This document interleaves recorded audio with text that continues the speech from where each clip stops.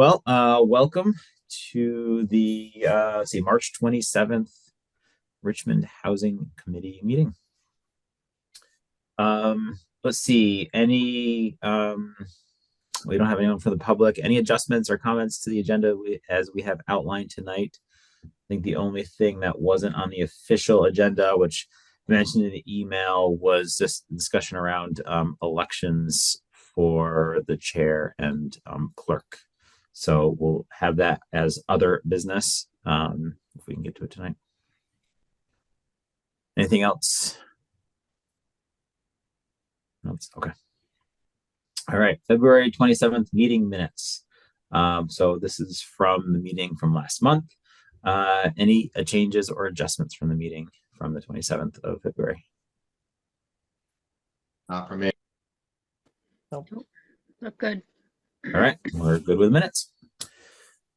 Perfect. So the first topic on the agenda tonight was just to get a kind of a readout of how things went on town meeting day, as that was between the 27th and tonight's meeting. Any perspective on the handout that we put together in terms of what folks had heard from the town or community. So I know I was not able to be in attendance, but Connie and Virginia and I know Keith were there.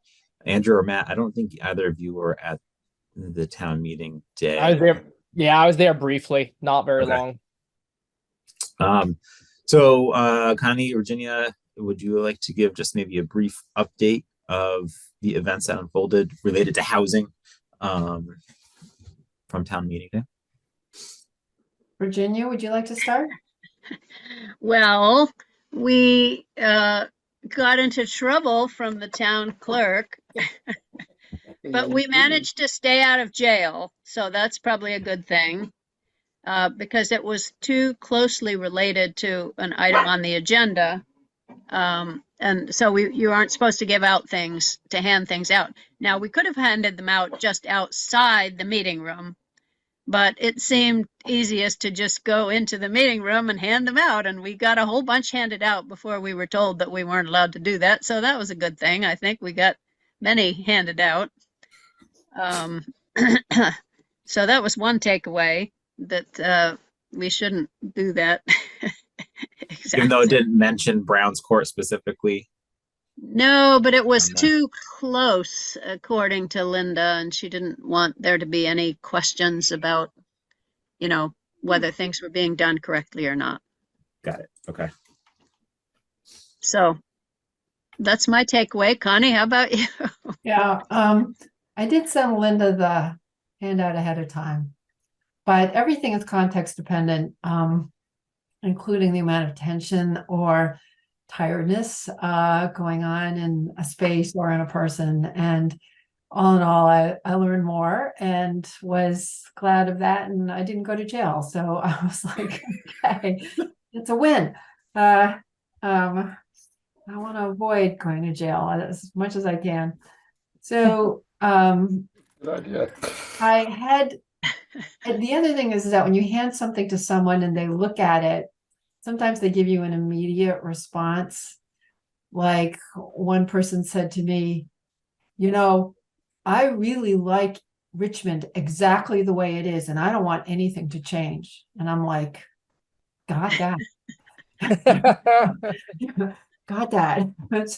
So there's a diversity of perspectives on anything and everything. So not too surprised at that, but it was good for me to hear it in a kind of forthright way, although there are plenty of people who were thoughtful and in support of, having conversations about this, which is where the miscellaneous, I call it the miscellaneous, it's the other business part of the agenda, allowed different people in the gathering to offer their amendments. And I was allowed, I was sitting right front and center. So Clint Buxton could not avoid seeing me, as I raised my hand, and, Jay was going, oh, I see Connie, so it was easy to be sort of promoted up the attention list by getting this out first. However,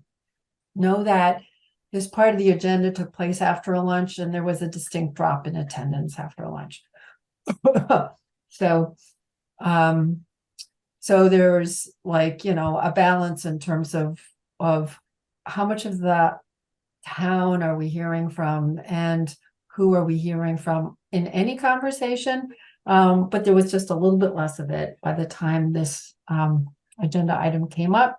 The agenda item was read exactly as we had discussed it in our meeting, which we wrote about in the minutes, which you have in the minutes. And it was passed by voice vote, but it was not like, don't think this was like a unanimous passing. There were definitely voices that went no, like that. So the amendment that we brought forward, or the proposal we brought forward was have the housing committee do townwide conversations. That was as, radical as it got. And some people aren't interested in those conversations. But it wasn't hard for Clint to say passed. And it was therefore done quite smoothly without a whole lot of discussion, because so much conversation had happened around housing prior to that. That sound right, Virginia? Mm-hmm. Yep. Okay. Anything to add, Keith? Any observations? No, but I did notice that there was a click of no on everything, but it was pretty low key though. It really was not something that was front and center, but it seemed that it was just a dissenting vote of, I don't know, 10 people maybe, something like that. So it's just an undercurrent. That's my only observation. That was my first one, by the way. And that was extremely interesting process, laborious, inefficient, but it does get you to where you need to go, which was pretty cool. So it is pretty cool. And for those who weren't there was some fatigue, I think, created because early in the voting process, and Virginia or Lisa can help me with this. There was a recommendation that votes be taken by paper ballot with respect to the long list of, I think it was the charitable organizations. And so we had to have a vote on that by paper based on an earlier request made by someone else, that if we're making an amendment or we're changing something, and I'm being fuzzy on the details, but we got into a place where we early on had to do a paper ballot, which is like a 30-minute to 45-minute operation. And that's smooth. I mean, that's with all of the justice of the peace. They were all ready to do this. They had it all set up. They could do this, and there was a process to make it happen. And that experience, I think, wiped everybody out. It's like you have to spend a lot of time waiting for that democratic process to go through a paper process, which is not at all automated and is completely paper-based. And that has a cost. So I think it affects participation, and I think affects future voting. So later on, I think when Marshall Paulson suggested that we do voting on the charitable organizations, everybody was like, no more paper voting. No. It was like, it's like the tolerance was like 1. And then you're done with paper voting. Nobody wants to do that again in the same town meeting. That was my impression. Of course, you might see it differently, but I think it affects later conversations because everybody's like, it's late, tired, I've got something to do wherever, and they want things to be done. So that had a cumulative effect. So there was a group of people who were like kind of no oriented, like, no, I don't like any of this. But there were also people who were just like legitimately like, can we get through with this? I'm done. And I think that doesn't help a really substantial democratic process when you're got tired of people who can't commit anymore.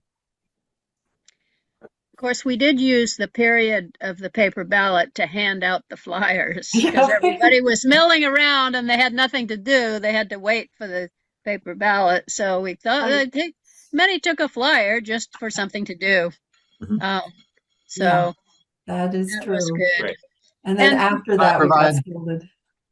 the So other just thing, no, go ahead. oh, I was just going to say the other thing about the no votes for this were they were really coming from the same group of people who voted no for every one of the charities. You know, this year the charities were presented line by line, and every single one sort of passed by the exact same amount of people. So I'm not sure if that's a really necessary thing to do, that they'll do it next year.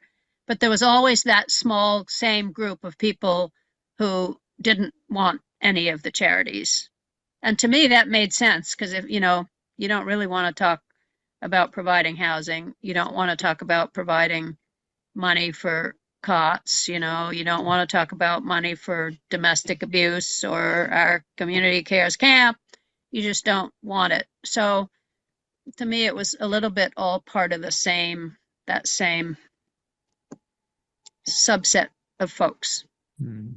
Okay. So I believe that we had a call to action on the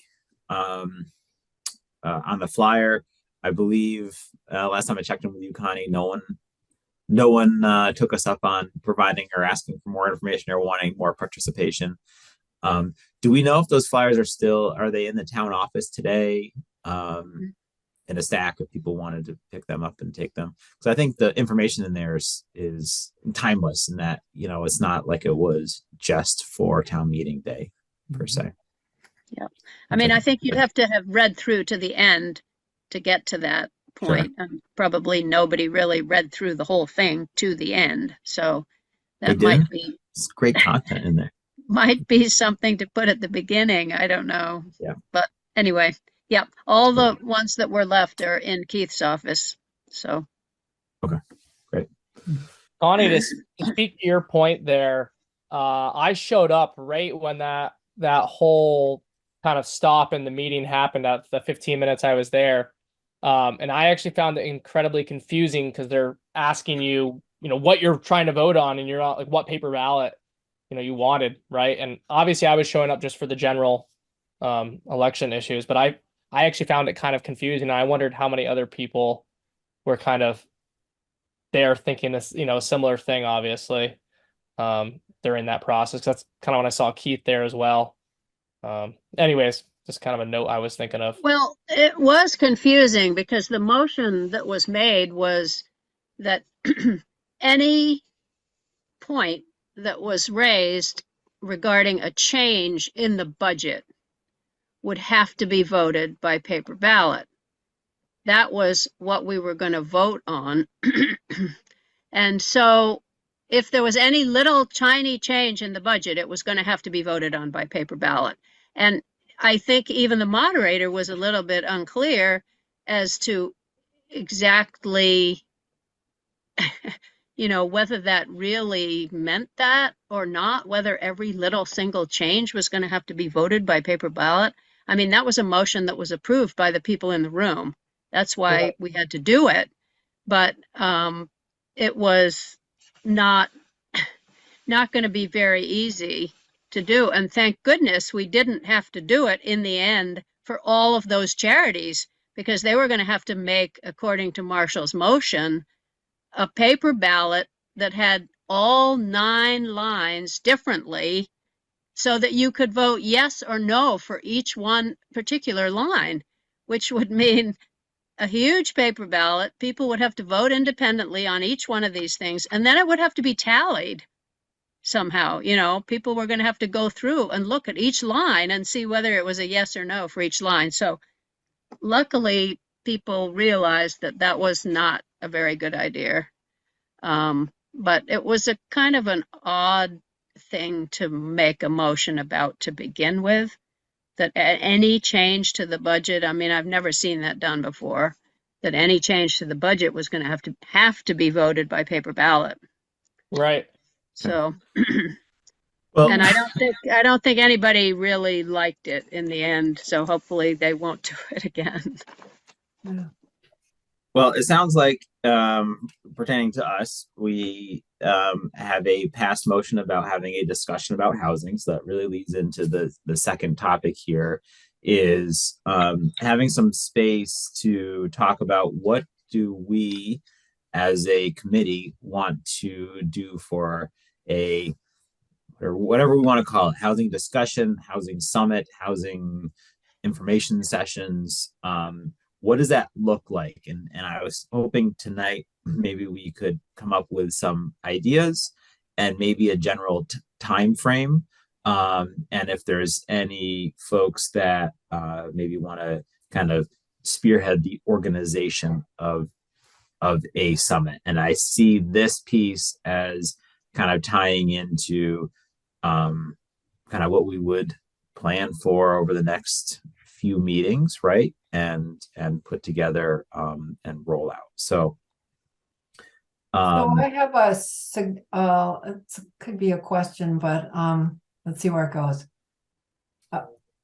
When we talk about whether it's a summit, like that sounds pretty fancy, or conversations, which sounds pretty grassroots, like one of the things that we tried to do, for example, with the flyer is say, this is what we know. And I am, familiar with Brandy Saxon's report, of course. And at the same time, I feel like there's like a world of information out there that different people have access to in different ways. Like there's, housing support organizations, some of them focused on funding and some of them focused on the production of housing, I guess, and the rules about it and how the state shapes those rules and makes you do this, that, or the other thing. And it's like there's a whole universe of information that has to be like coordinated together so that you understand. So where does how does any of that apply to Richmond?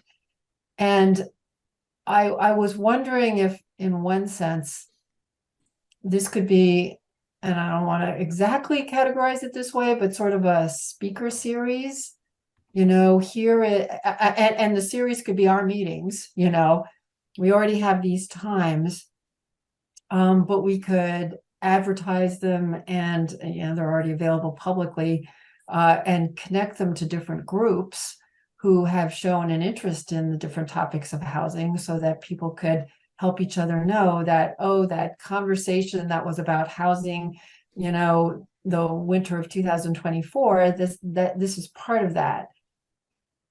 Because in a way, I think everybody's got like a that thing about the 6 different people with the elephant, and everybody's like touching a different part of the elephant, and therefore they think it's a rope or a wall or a trunk or something like tree trunk or something like that. That's easily true of a topic as diverse and confusing as housing these days. So if we could kind of create a picture of the elephant in a way that applies to Richmond and take information from different sources and create our own, I'm really dreaming here, like a little Wikipedia or a source on the website where we could say, this is what we've learned about housing. I mean, there's probably multiple other ways to help the residents of Richmond understand what the issues are related to housing are. But my sense is it isn't just a conversation, it's informed conversation based on who really knows, of which I know like the Planning Commission has done a lot of this, but I'm still relatively new to this, that could say, so here's what we know, whether it's about in the center of the town or outside the center of the town or in the farming area, in the commercial area, here's what's true about housing in these different places. That's my thought. yeah, I think maybe getting to maybe a more point on that is what is our goal for having this type of discussion as well, and maybe partially defining what our goal is for the discussion, the summit, the whatever we want to do, and build from there as well. And Virginia, I think you were going to say something. Yeah, so Lisa, you're here. What's happened with the select board with this summit idea? I noticed now that you want a rec summit, now that, you know, people are agitating, you seem to have gone off the housing summit topic and you've gone on to the rec summit topic. This is where that summit word came from, the select board, it seems like. Is there anything about the select board that they have that they want in particular, or have they forgotten about it? I think you'll get a different answer if you ask each select board member. So I'll give Okay. you mine. Yeah. Okay. In other words, we're not, we have so many things coming at us that this is just another one, you know, and Yeah, it isn't, okay. this is not a small topic and it's not a small problem. It's something we have to solve. You know, if Richmond can solve it, great, but really Vermont needs to solve it. And I think waiting for it to come from top down, you know, the state is very well aware of it. I don't think they know what to do. In fact, I just sent, I guess, to Keith, a message saying, I hope that Janet Brown could be at the housing summit, to at least clarify whatever could be clarified. That's out of our reach and out of our control. And honestly, in an ideal world, we'd start with that kind of mandate from the state. Okay, here's what we're going to do. Here's what we're not going to do. And then we fill in the local pieces that pertain to us and not others. You know, like Williston has one version of, I don't know if they need affordable housing, but we do, you know, so let's not do what Williston's doing. Let's do what we need to do. And what is that? I don't know. I'd really like to get direction from the state on what's the most likely thing they would support financially. One of our problems with housing, and Keith, correct me if I'm wrong, but is land. You know, if we don't own the land or have the land available to say this is where housing is going to go and this kind of housing, this much housing, then it's just talk. It's not going to create anything. And I don't see how the town can take control of that part of the narrative. And we can't make landowners, you know, provide their land for certain kinds of housing. I think that's why we haven't gotten anywhere, because it really isn't under the town's control. So it probably shouldn't be, and it's a free market, but we also need some, you know, we've got, ever come to an intersection where the signs just point every different direction? That's kind of where we are. So how do we untangle that? I don't know. Maybe the state's not likely to really be a help in the next 5 years, even though they want to. But we can't afford to ignore what they're doing, because if we can ride some coattails, it helps us get to where we want to go faster, I think. So I don't have an answer for you. Yep. Okay, good. Mhm. Doesn't sound like you're too focused on it, that the select board in general is not too focused on it right now because you have all these other things to do. That's fine. Exactly. And honestly, this is a much That's good. bigger thing to solve than Parks and Recreation and that. I mean, that's taken a lot of the air out of the room. But the housing issue is, in my mind, the housing issue is something that could really strangle Richmond if we don't solve it in the long term. It's like a death of 1,000 cuts, not just one. But we do need to work on that consistently and, you know, to a conclusion. Well, not even a conclusion, to a point where we have action that we can take. Thank you, Lisa. Matt. Yeah, I mean, just to kind of speak to that, not to the housing summit necessarily, but just kind of responding to Lisa there, since we're only on a local level here. Yes, we can't take control of private property owners, you know, their property. That's obviously an issue, and keep it free market. However, the issue I see is we're being reactive. Everything seems incredibly reactive with the current housing issue, as opposed to proactive. It's even with the increased density that Richmond just passed in like my current district, it's like not enough. And homes that should have been torn down, an example is I can't think of the address right now. It's right as you enter town on the left-hand side on West Main Street, is 1.5 acres. The house should have been torn down. You know, you could get 15 or maybe 20 units in there. And it looks like Now, this is not wrong, obviously. It's whoever buys it, it's fair market. It looks like a family bought it and they're going to try to renovate it. And that's just an absolute loss of a 1.5 acres. And one of the reasons I didn't offer on it was the numbers don't work out at our current density standards. And no developer wanted to buy it because of that. So Yeah, I would agree, Matt. I know we got inquiries in on that, and I'm getting reverb. And it was about for a multifamily, they were going to tear it down, and they're based on the current zoning, which is actually Act 47, which is a fifth of an acre per dwelling unit. What can you get there? 7 dwelling units is what you can get. Yeah, I mean, your return is small. the numbers don't work. 435 over 7 is just Yep. not feasible. I agree. So, anyway. And one last point on the land issue. The town would have to have an appetite to actually be a housing authority in order for that to work from a town perspective. They would have to purchase the land and they'd have to manage it, and so on and so forth. So I think that's a pretty heavy lift at this point.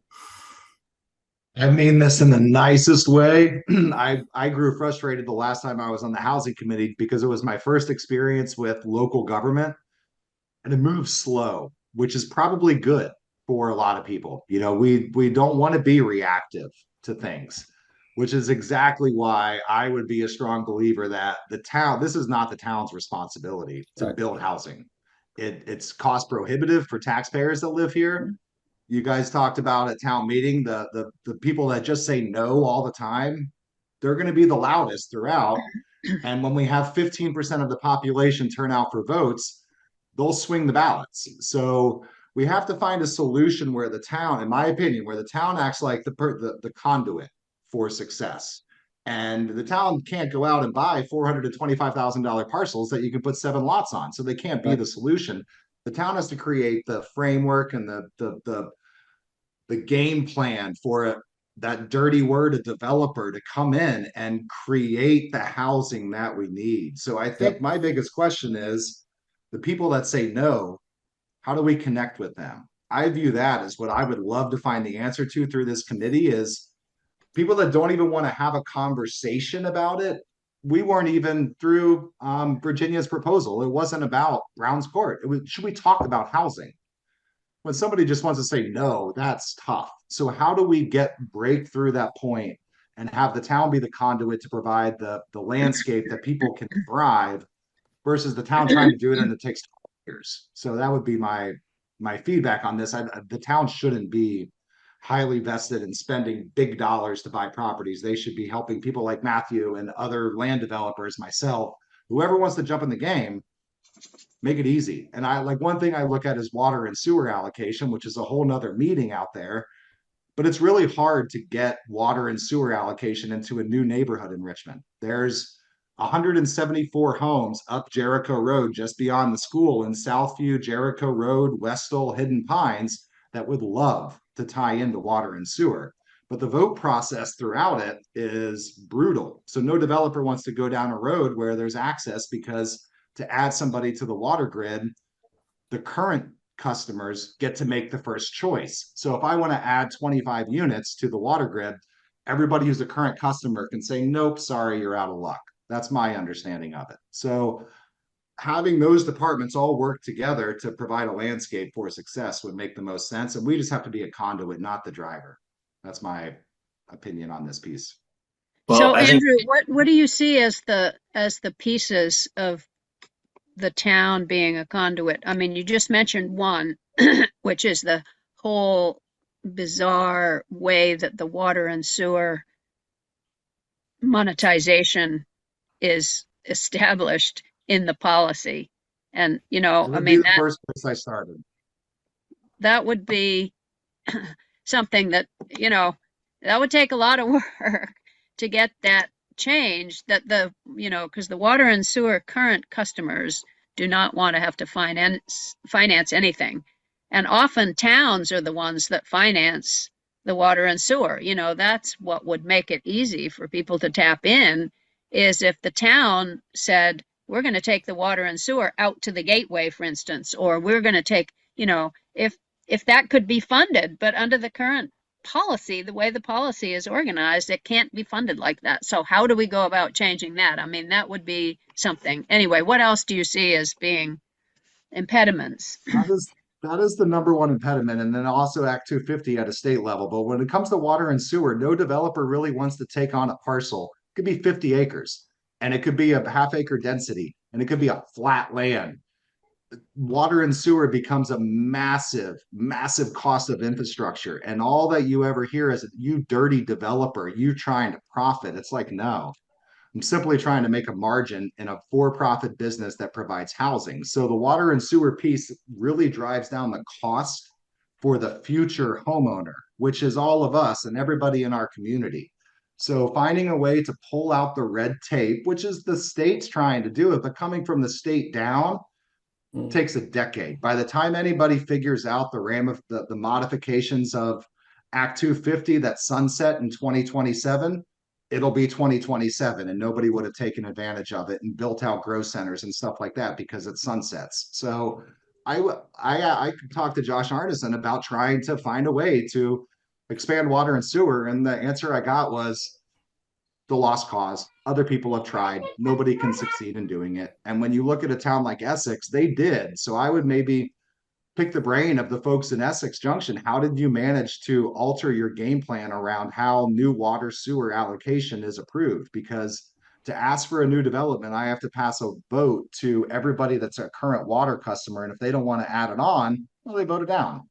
Because like you said, they don't want to eat that cost. Essex eats the cost. Essex will put up a big portion of that water and sewer infrastructure, knowing that they're going to gain X number of customers for the next 250 years, 100 years, whatever you want to call it.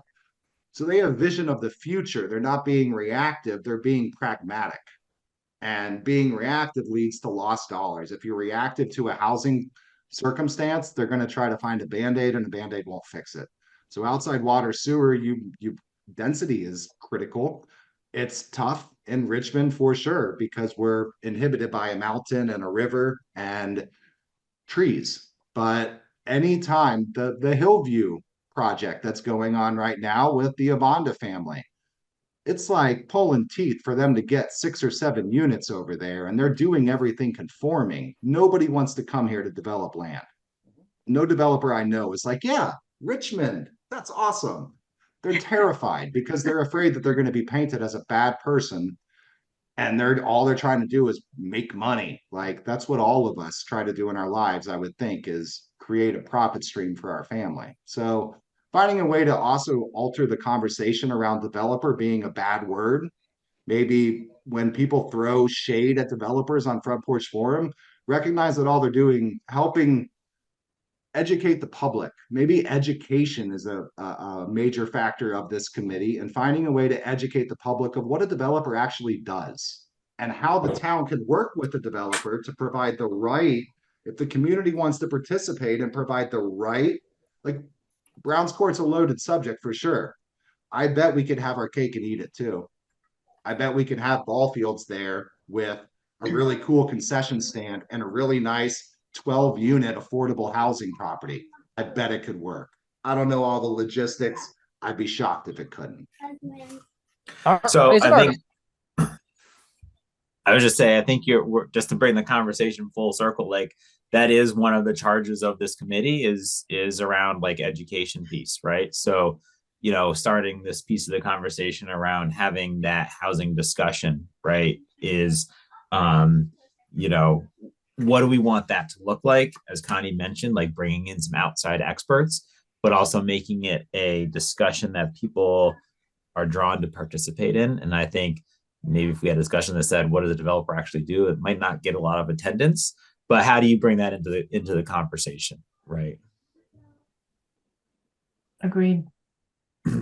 Yeah, we've had this issue a lot with the buttermilk project that the Planning Commission is working on right now, which is the anti-developer sentiment is really strong, and it's very hard to work with. It's hard to overcome that feeling that we've tried different persuasive techniques and, trying to get the actual facts out there and trying to clear up any misunderstandings. Is that what is doing it? Or I don't know. I mean, I've come to the conclusion that it's kind of a villagey thing that to be anti-developer. I don't know. Anyway, we're fighting it because there could be more units at Buttermilk than people want to accept at Buttermilk. Because they think it's just that the developer is trying to make an extra profit, whereas really Richmond is gaining extra housing. That's the benefit that we get from the developer putting in more units, is we get more units. This is good. And people are like, nah, the developer is just trying to make more money. And, it's anyway, so an educational campaign is, we search every moment for the way into that conversation. Numbers are very helpful. Just look at a grand list. Your I would take to those people, their taxes are about all of our taxes here as Richmond residents. I don't know what the final number is going to be, but it's not going to be a small percentage. And what's going to happen next year and the year after? Are we going to go up 25% every year for the next 10 years? It's a basic math equation. Grand list pays taxes. We need a bigger grand list.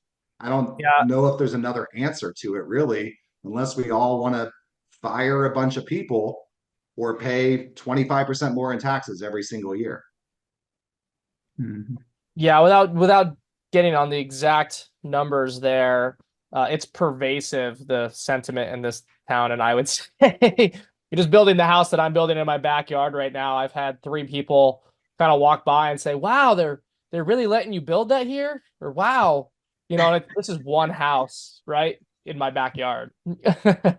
So it is a pervasive thought process here. It's a villagey thing. I think Virginia was leading really into a good topic about Buttermilk. I'm really results oriented. So I think there's all these different things we could do. I agree, Andrew. We should extend water sewer at some point and have that discussion. It seems like that's like a 5 to 10 year at best, process. And I'd love to see something happen next year. That's just kind of how I just keep pushing ahead and however it is. And I totally agree with you with the numbers that we have to, we can't try to educate them or appeal to their good faith. We have to make it a numbers thing so that it just makes sense for everybody. And that's where I go about saying that it leads into our next discussion topic, I think, where we need to I totally think we should allow more units at the Buttermilk project than are currently permitted. But I would like to see those be home ownership units, kind of shared equity program units, essentially. But that'll increase the tax base. That'll increase affordable home ownership housing, which is my number one kind of thought we need to, have moving forward. And more rental housing and so on and so forth. And it seems like it's relatively achievable without any large sewer water infrastructure. So, anyways. Lisa, you had a comment? Yeah. Am I unmuted? Okay. Yep. It seems like money matters more to people generally than anything else. Look at the school board or the school vote getting voted down. Look at our budget, being kind of attacked to some extent. The select board took the charitable contributions or the charities out of the budget because we said we should let the voters decide whether or not, yes or no, those should be funded, not just doing it, a priori. And that led to a lot of craziness, but I think it was the right thing to do. Let the voters decide. The town really shouldn't have been just supporting certain charities. What about all the charities? We dropped the Boy Scouts. Well, they should be up in arms. That's not a decision the board should be making. But money is at the base of most of these discussions. And we have a sewage treatment plant that's double the size it needs to be. I don't think a lot of people realize that. So first of all, it costs more to operate it for half the volume than it would if it had full volume going through it. It costs a little bit more to operate that, but divide that by double the output or double the customer base. That has the potential to lower sewer and water rates for a fair number of people by a fair amount, I would think. if we doubled the customer base, that plant, maybe we have to increase maintenance a little bit. I don't think our staff would need to go up. It runs 24 hours anyway. There's some money that needs to be talked about there that people don't realize is hanging there. So that's one of the economic arguments that I think we could embellish on. And I'm sorry I'm not a member of the committee. I really like what you guys are doing. I'm kind of invading here. Tell me if I should stop. But the economic argument, I think, is something we can pursue. The more time goes on, the more costs will go up. And in general, if we have the same taxpayer base, we get the same number of taxpayers, whatever they make is not going to be enough to afford the increase in taxes. This is inevitable to just pay the town services and labor rate and so forth. Taxes are going to keep going a little higher, a little higher, a little higher. People are going to squawk more and more and more. That's not inevitable, but it is if we don't do anything about it. So I don't mean to scare people, but we can see where the railroad tracks come together in the future. And it's not what we want to do. Yeah. So is it like 30% the allocation we're at from a water sewer perspective? 35%, I Yeah, believe. 35, 33. yeah, right. It's less than half. So yeah, we've got so we could enormous double unused it. capacity, and we're taking septage from other towns and so forth. But it's not, they pay a good penny for that, but it's not enough volume to really matter that much. Heinsberg has a challenge right now because they're at their allocation, but I believe that's either 75 or 80% of allocation until you have to increase your capacity. So we could more than potentially double our units served by it and run into no cost. I think that's correct. I don't have the knowledge to verify that, but it sounds correct. Mm-hmm. I honestly, if we want to make a core message, that might be the place to start. Folks, we're costing ourselves money by doing nothing. Well, it's because it's this archaic system where the customers who are on the system already have to put out the money to extend the lines. They have to pay for it.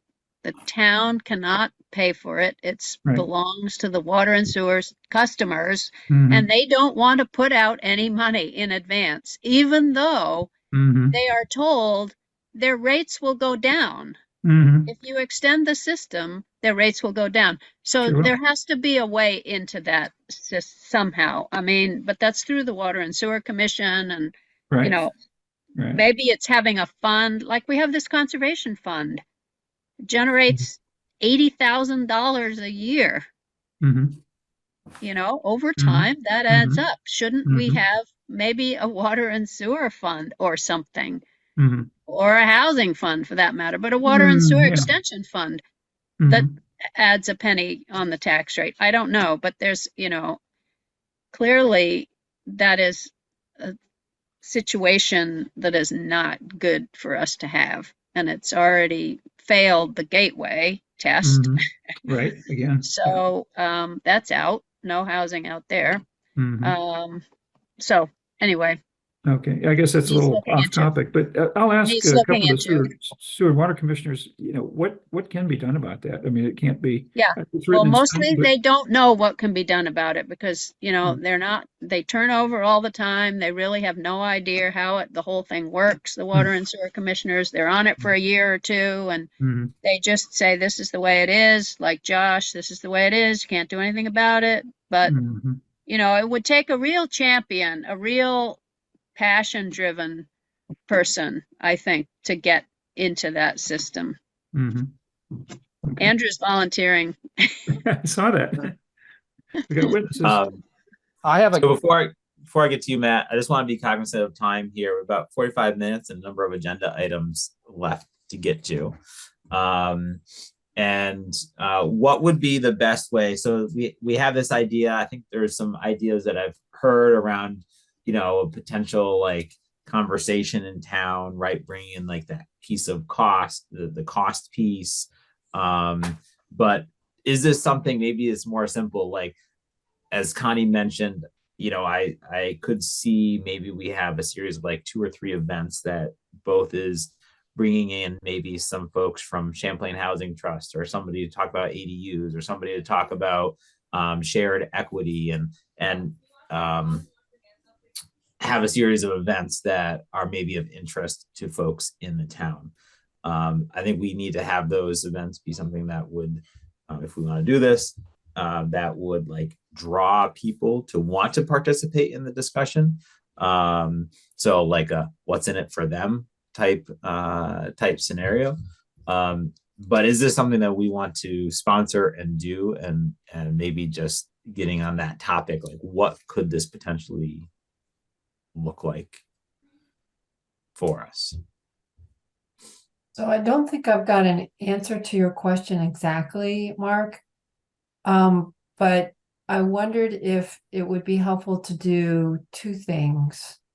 One is like, who would the Speakers Bureau be? Who are our sources of, we don't have to like contact all of them, but I bet the Planning Commission already knows all of them. And I bet you some of the people here know all of them.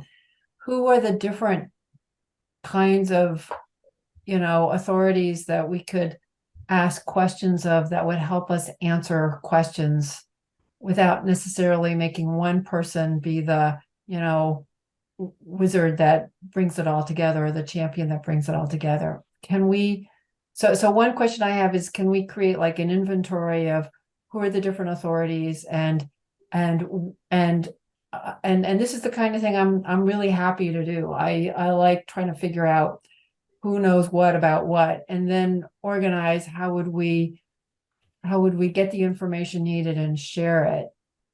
And the other thing I think we need to know is, what do people actually have questions about? What would they show up for? And I wonder if we can use the different community organizations that do show up on a regular basis to say, I think that this is a fact, or I think that this is really important, or in other words, to let the town promote their own their own questions, not just try to like a bunch of lectures. I think we need to do both at the same time. What's the request? What's the interest? And what are the resources that we have? So maybe we do from here is, and I don't think this is in conflict with town or open meeting laws. Can we create a document, or maybe that we all kind of put in our ideas and then and or contacts, and then we talk about it during the next session that we have, and kind of see where we're at. Would that be helpful to do? So this would be a list of sources you're talking about. List of sources and or ideas, right? Pretty small list, to be honest with you. And I just got a couple things down, and I know that this is an unsolicited comment, but you got a couple options I feel that you can do. One is to have a perpetual table somewhere at the farmers market with information. If the approach is to educate, that's one aspect of it. Setting up what's known as a charrette, which is an in-person gathering of professionals and lay people and have a discussion. That's typically in person. That would be at the town. Obviously have this as a standing agenda item and get the word out on that. And that's just a couple of spitballing things that I've been thinking of. So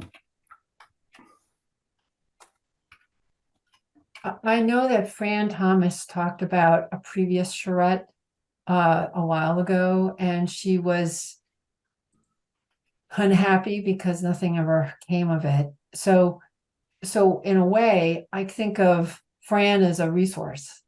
I think of the people who have been trying to do this work and haven't been happy about it as another way to learn. Well, either what are the resources of information that we have, or like someone has a piece of history on how they tried in the past and ran against a wall, which could also create, well, here's some of the questions we want to answer.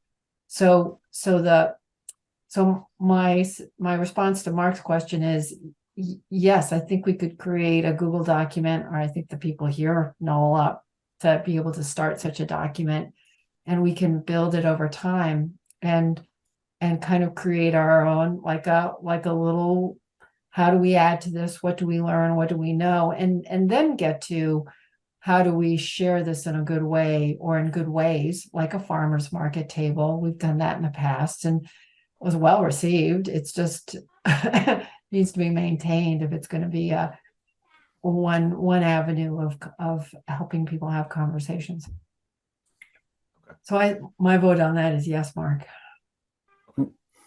Well, we'll put something together and share that out, and then I'll offer a little bit more direction in there as what we're looking for, and we can go from there.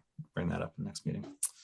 So I'd like to move on to shared equity, and I know Matt in the past has maybe shared a little bit about his shared equity experience, but Matt, you want to give us like a kind of a 5-minute I'll try to be there, and then some of your ideas.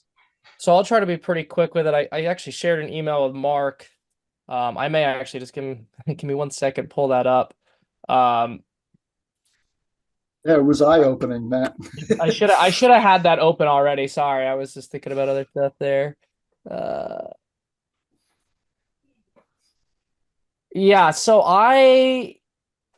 anyways, long story short is I was still in college at UVM in like 2010, 2011.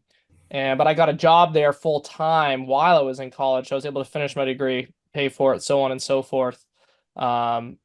Anyways, at that point, I had some income. It was still quite low. It was like $35,000 a year. But I was able to qualify for one of their shared equity homes. And I knew kind of as a college student that it was like housing was my highest cost. And I was like, I don't want to pay rent anymore. It was a pretty obvious, solution. So I ended up, finding, I got lucky. I ended up finding one of their new built houses in East Charlotte. They don't do many new builds actually. Is this with Champlain Housing, or who was Yes. with it? Who was I'm doing sorry. this year? Yes, this was Champlain Housing Trust, their shared Okay. equity program. Yeah. And so anyways, I was able to purchase that, qualified, so on and so forth. So that was great. I ended up actually renting a room out to a friend, so that helped me as well. Kind of set me down the path I am today in a lot of ways. So that was super, super helpful.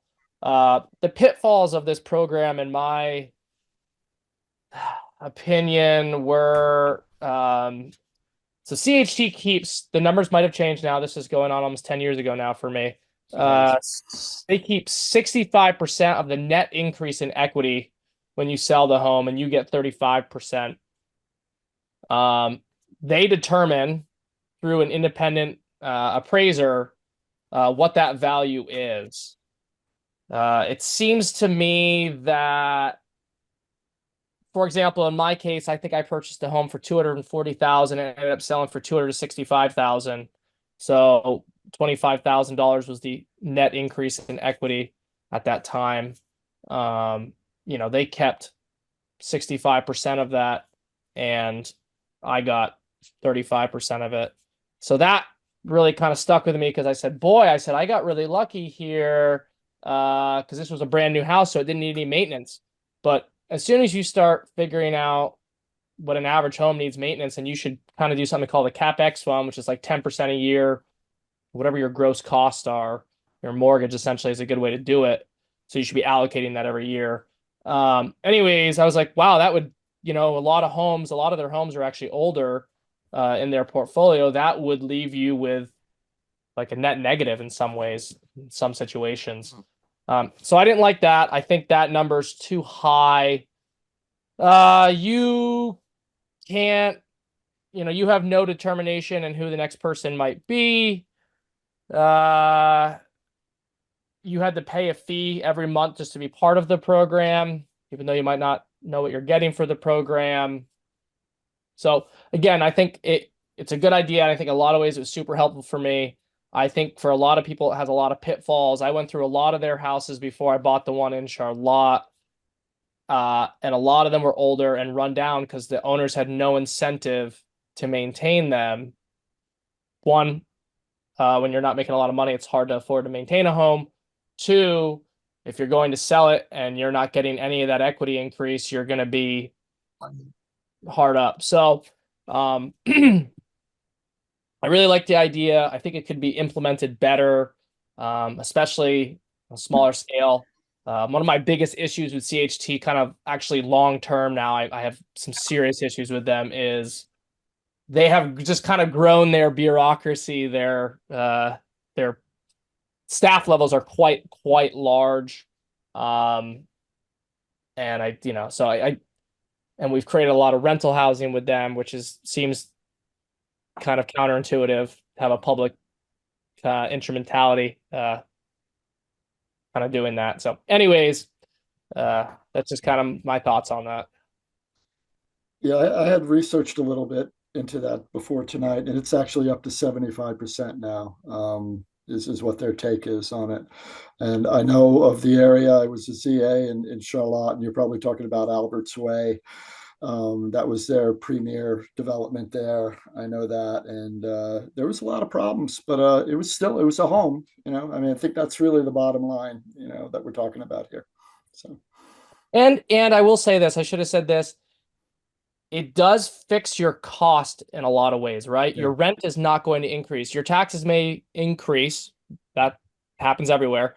But in a lot of ways, it does fix your cost. And in general, the increase in taxes has not gone up, even though it's gone up a lot, not as much as the increase in rents in this state, if you look at it, on a graph. So what would that look like in Richmond? Because I know you're a proponent of obviously home ownership, right? Yeah. To what we could do right. here. So I think, for example, the buttermilk project that we've all been talking about, and Virginia can speak a lot better to this. They're approved for 44 units right now, additional units. No, 31. 31. And Right what do now. they want? And what? And how many do they want? Well, they want as many as they can get, but they would like to put an additional 24, 27 in this building to bring it up to like 55. 55. So they have 14 in building 1 that's already existing on the ground, and they have to reach their current density maximum, they could put 31 into building 2. They would like to put, let's say, 55 into building 2, which seems plausible to us, to me and Keith and a couple of members of the planning commission, but some of them are very, very anti any more than 31. And so anyway, we're working on that situation. However, we have looked into having some of them be condos, be buyable for this very reason, for the home ownership reason. However, in conversations with a local lender, it seems like that would be really difficult for them to get. It's very hard to get money right now because the cost of constructions is so high.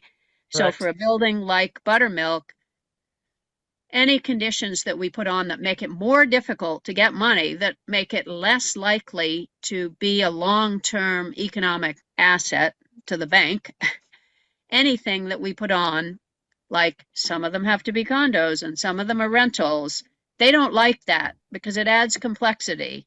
They don't want it. They don't want to lend to that situation because they say you're going to have a homeowners association associated with the condos, and then you're going to have a landlord associated with the rental units. Who's going to do the maintenance? Who's going to be in charge here? It's going to be very difficult.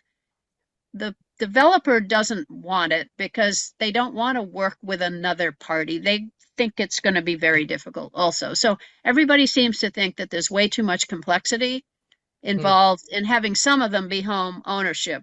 So the best that we can do right now is thinking that we can make some of them senior adaptable units, so people can age in place. This is for that dynamic of people in Richmond who want to downsize from their big houses. We would like that. We would like all the people my age to get out of their big houses and leave them to Yeah. families and Yeah. downsize. But we're holding out, right, Lisa, Connie? Yeah, we love our big houses. Anyway, so it's sad, but at least we could have these downsized apartments that are aging in place ready, or we could have some that have a rent control. You know, it's sort of an affordable housing light kind of structure. There's no income sensitive piece, but you can at least say the rent can't be more than whatever you want it to be, 80% of AMI. They're like light rent controlled. So we're trying that out. The condos just didn't seem, they don't want to sell any of their land, which the affordable housing entities want. They want to own their own projects. They want to run their own projects. This doesn't seem like the place for that. The condos were problematic because they couldn't get money for it. So See, I would our absolutely. feeling is just let them do what they can do. You know, this is a project for housing, for rental housing. Can't we just have more rental housing? Isn't that useful too? So anyway, go ahead, Matt. Yeah, I mean, I would just argue that the lending thing is absolutely that's. I Convenient know a excuse. number of commercial lenders, and I think that's a crutch they're laying on personally. I think that's the one. Commercial lenders are actually wonderful usually, especially the local ones. They're 'Cause wonderful. I've talked to will work- them. They They're will the work. ones who tell me this. Well, Burlington just built 2,000 units and made 200 available for purchase, all under the same association, and ran into no issues. So it's sometimes like Matt's saying, it's a convenient excuse. It's more work for them, and there's more liability, and they just don't want to take it on. Here's a question: isn't there? Well, it's too small. I mean, you know, Yeah. 200 units is one thing. Richmond, the projects are tiny.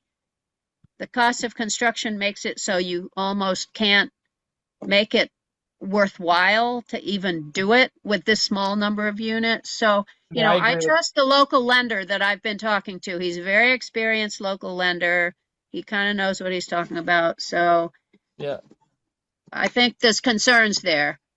You know, if it were a whole freestanding project that were owned by an affordable developer, built by an affordable developer, run by an affordable developer, and there were 200 units, that's a different story. But anyway, so that's the problem we're seeing with Buttermilk right now. Isn't there 2 more buildings planned? Isn't it not just one Potentially. building? Yeah, in the master development plan, there are 2 buildings, 3 and building 4, which under the current zoning would have to be entirely commercial buildings. Okay. I didn't realize. Okay. They would like us to give them a housing density of 125 units right now. Some of which they would use in building 2, and some of which they would use in building 3 or 4, presumably. And they say if we gave them a density of 125 units per acre, or a total density of a total number of units of 125, then they would put up 15 affordable units. But For nobody Yeah. well, their idea of affordable units is not true affordable units with an income sensitive piece. It's just Right. like they say, we're going to make the rent of this 260 square foot apartment, the rent is going to be at 80% AMI, Right. which is probably market rate for that size of apartment. But anyway, be that as it may, it's cheap enough that somebody could afford it who needed a place to live. So the planning commission is not going to give them 125 units. They're just not. It's not in the cards. Yeah. I agree with you, Virginia. I think you're right. Housing in general is important no matter what it is. I see the problem with just increased rental housing is it's a band-aid, in my opinion, long term. So, but Yeah, what can we well, do? I think we need to, do all these approaches. Yeah. Obviously, we need to go for affordable housing. We need to go for home ownership housing. I think all of the above are solutions that are needed in this particular case. we're not going to get anywhere if we try for those solutions on this property. This property belongs to Buttermilk, and they want to do the property, they want to do what they want to do. They want to make rental units. They want to be the landlord and have rental units. So are we going to force them to do something else? Well, I I don't guess- think so. I mean, that's the question, right? Because this is like, right, this is all speculation here, usually. Like, Yeah. they speculated a little bit buying that land, and they've built what, 14 units so far. They have anticipation they're looking to build more. Now they're currently allocated, I'm sorry, the numbers are still, they're not all lined up in my head. 31. They get 31. So they could build 18 more right now? Is that No, what they it is? can build 31 more. They 31 can build more. 31 more. Do they want to build? Will they build? If we don't give them any more, will they build 31 more or not? That's the question. Right. That's the question. So what are they That just is the going to sit on it? Yeah, they're playing the same game we are, a waiting Sure. game, right? As a town is what I'm trying to say. They're just trying to at the poker table. Until Right now. density increases. Yeah, exactly. Yeah, well, and I say we, it doesn't mean me necessarily, but the Planning Commission as a whole is not going to give them a huge amount more density. There's a lot of resistance there to it. Partly because of the access, the tiny little access to this property, the traffic question, Yep. and the villagey thing that people just don't see. This is the first real big-ish apartment building we've had in Richmond. It's been shocking for people. I'm telling you, they feel weird about it. They say, why don't you just live in Williston if you want to live in a big building like this? I mean, I kid you not. The housing crisis is not so real for these people. So if we want even 31 units, we have to do something. We have to remove the commercial requirement from the building, which currently there is. Originally with Buttermilk, it was a commercial property. People wanted it to be commercial. They wanted a bigger downtown, more commerce. It was a struggle to get the amount of residential in that we even got in.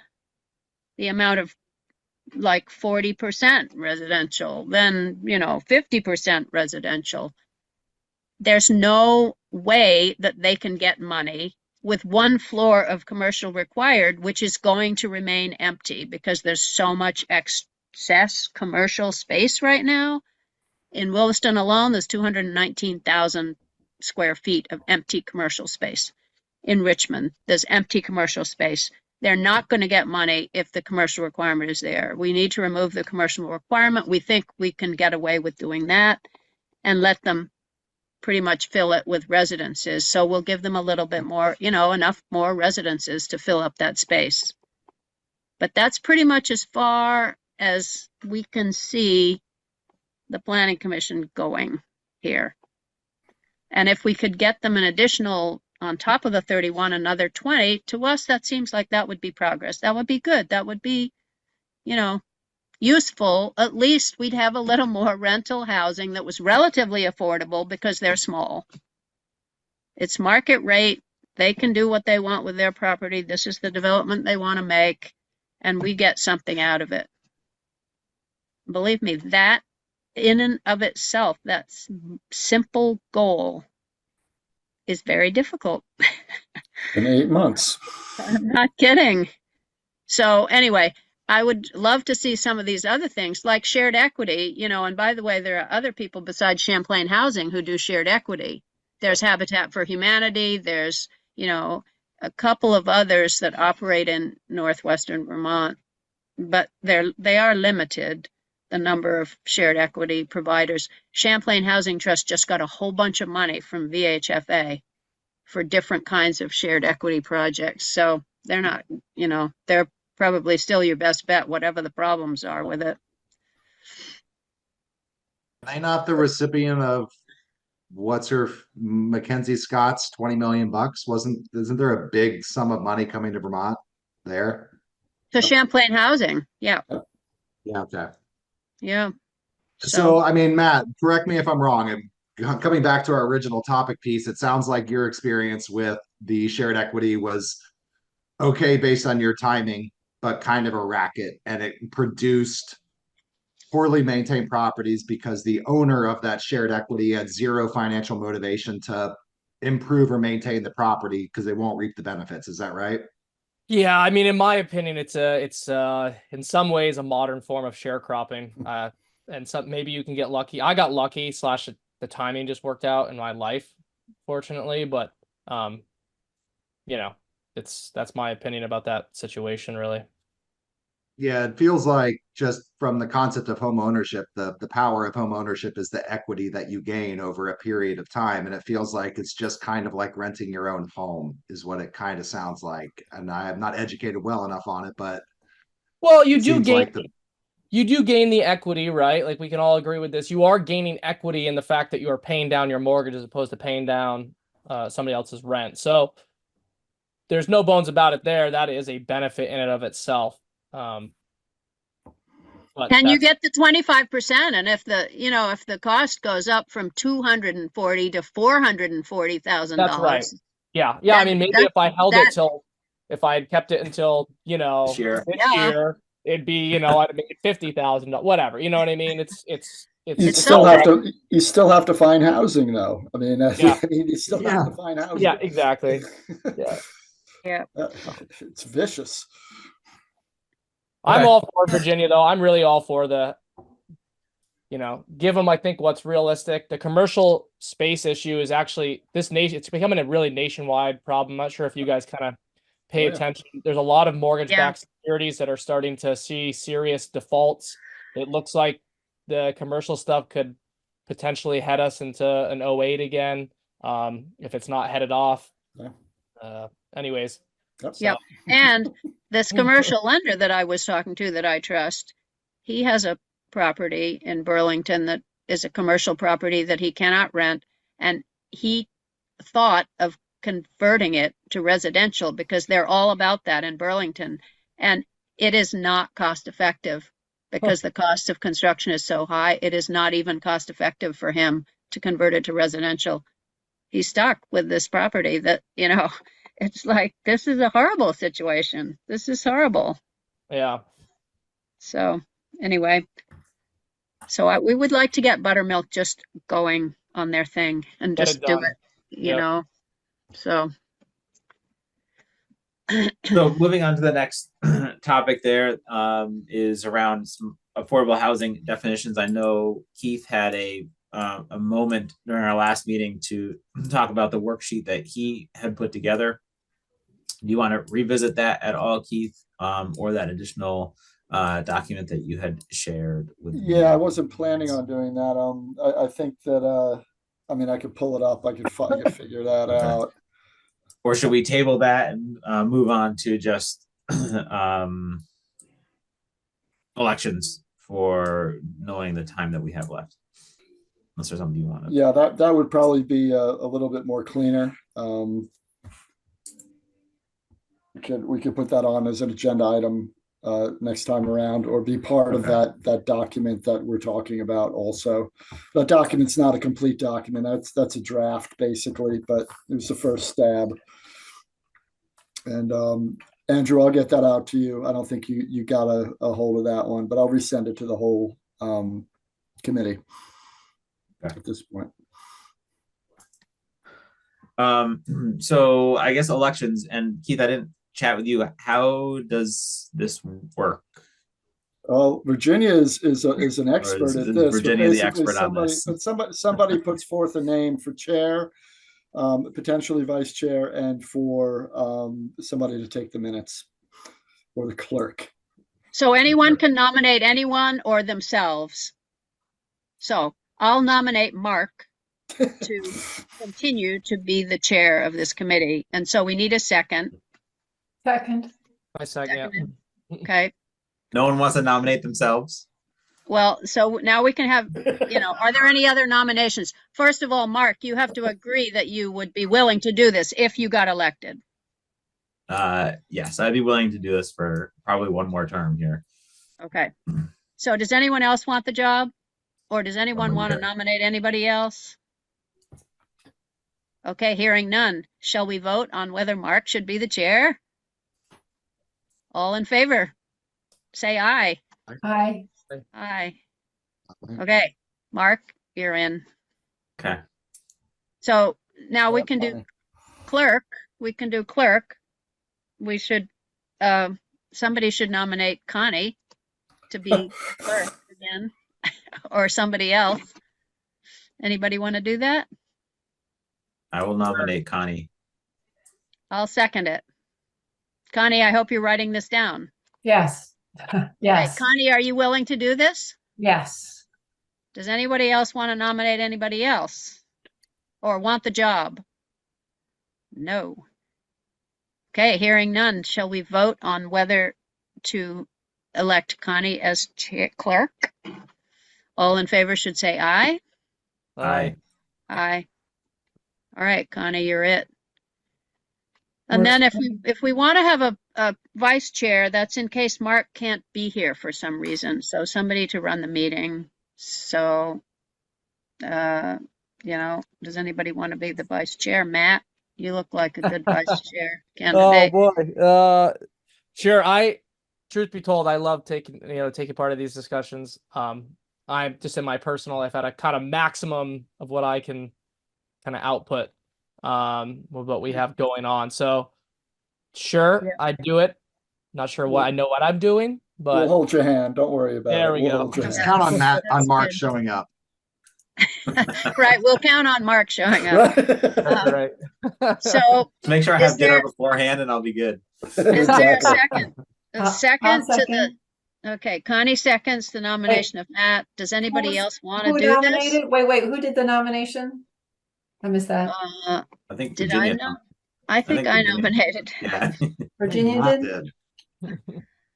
Uh, Nobody else wants the job, so all in favor of Matt as the vice chair should say aye. Aye. Aye. Yeah, and there's no actual definition for the job, so you're pretty safe. You can just say, well, that's not in the job description if you don't want to do it.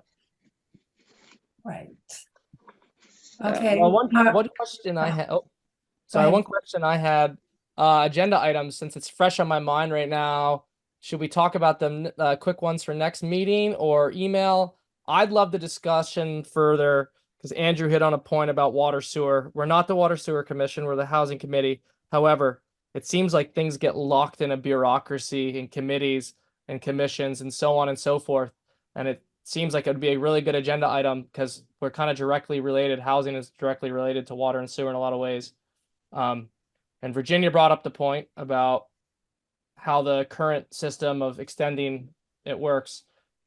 Is there a way to kind of go around the water sewer commission, get something that's voted on, maybe at another town meeting day or something about to change, right, the way that the current system is done?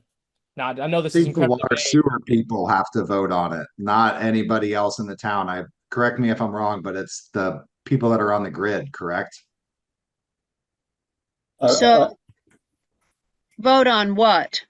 A change in the policy are you talking about, or an extension of the line? A I mean, change, yeah. What we need to find out first is how it all works, really. Info, Somebody yeah. needs to find out exactly how the system is that's set up, because it's set up such that the customers on the current system cannot be asked to pay for any extensions of the line. And However- what was explained to me when I called to make that happen was Josh said the current customers have to vote to change the current system, and you can bring that to a vote in a water sewer meeting. So one of us could show up to a meeting and say, hey, we'd like to see this on a future agenda. That's what he said. Yeah, well, somebody needs to find out how it works, as far as I'm concerned. I think it would be premature to go to a meeting. I mean, Andrew, you might want to do this, just to go to a meeting and say, this is a stupid system and I think we should vote to change it. But I think would be better to have you, for instance, talk to the Water and Sewer Commission and the people who are involved and find out how it works and, you know, what can be done somehow. I'd And be so, happy to go and Would it lead be- water sewer missions and go speak with Essex and a couple other nearby towns that have navigated these waters. Yeah, as it were, navigated the No waters. pun intended, right? No No pun cliche intended. Yes. And Would sorry, it my whole be, I was just gonna say, would it be helpful to have the chair of that committee come and talk to us about how it works? Or is it better to have that? It might that might be a good first step to invite them to join us and share some insight about our kind of coordination of our committees and how things change in their world, and then perhaps sit in on their meetings and poke the bear a little bit. Yeah, and it might not be the chair of the Water and Sewer Commission, because I think the chair of the water, is it Keith, is the chair of the the Water and Sewer Commission still Morgan Walliver, who's believe very it is. new. He's very new. He knows nothing about it, Yeah. really. But Okay. maybe I- David Sander or somebody who's been on the commission for a long time Right. could give more of, but what they're going to say is it can't be changed. It's just like this. The word can't should not be in our lexicon at all. So Andrew, I like your idea of going to Essex and saying, how did you do this? And, Scale. then maybe talking with the water and sewer people here. But, and the other thing we have to figure out is where we would take it, which way would we take the line from Richmond? There's a limited number of ways. You can take it up the Southview Way, you can take it down Route 2, you can take it south along the Huntington Road. That's about it, uses. That's it. I mean, that's it from a geographical standpoint, I would think. Yeah. so my whole thing was this should be a great agenda item for us to talk about. Sorry to continue this on, but Yeah. at our next meeting, honestly, because it seems like there's a lot of, we have a lot of thoughts on this, and it seems to be kind of right up the alley of the housing, committee. So if we were to talk about it next time, like what new information would we want to bring in? Like have someone come and join us, or Andrew, That would are be you the- willing yeah. to do some legwork between now and then? Yeah, I think would having be someone, helpful. having someone come and join us and discuss, like Virginia said, what routes, we can all pull up the parcel viewers and see. Well, we don't need to talk about what routes until we talk about how the system can be changed. What is going to be the mechanism for You're right. changing this system? Is it, are we beating our head Yeah. against the wall or not? We need to figure that out first. Yeah, Matthew, if you go to roots, it's going to get lost in money. And like, what's the cost? It really needs to be about You're right.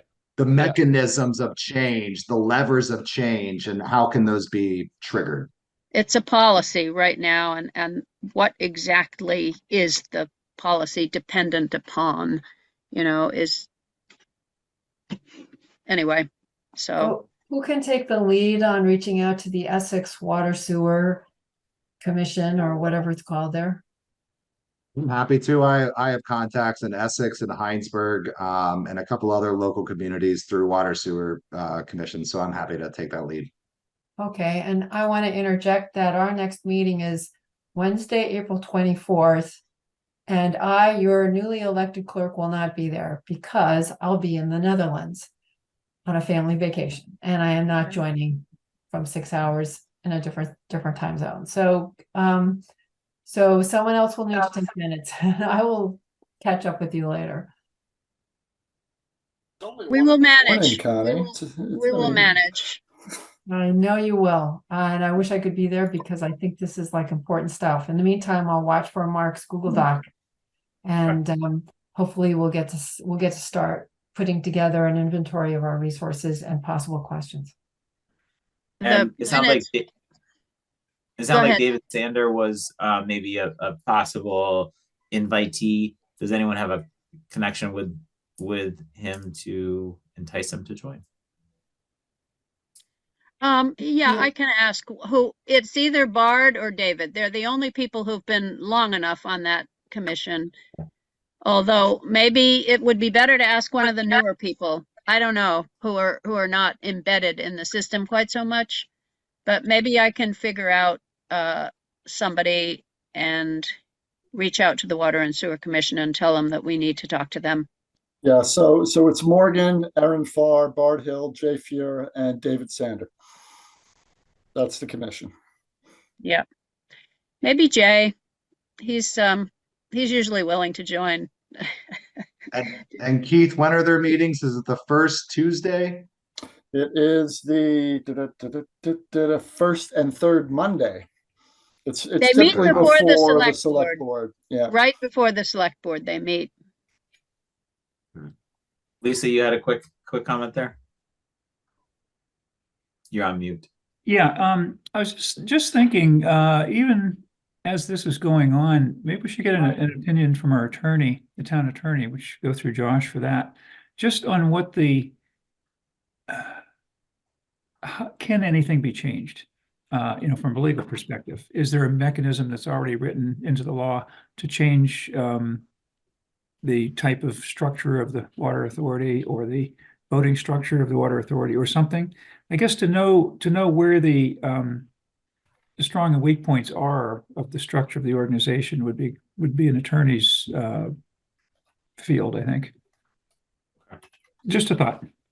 Yeah, it's up and to you maybe guys. that comes after finding out what the actual policy is, That could and be. Mhm. who's responsible for the policy. And, I mean, eventually it'll probably be some kind of a legal question, but There are legal guidelines around at least allocation at state and federal levels, specifically federal. So there very well could be other mechanisms like you talk. It's a very good point. Thank you, Lisa. I'll chat with some folks on some other communities about that.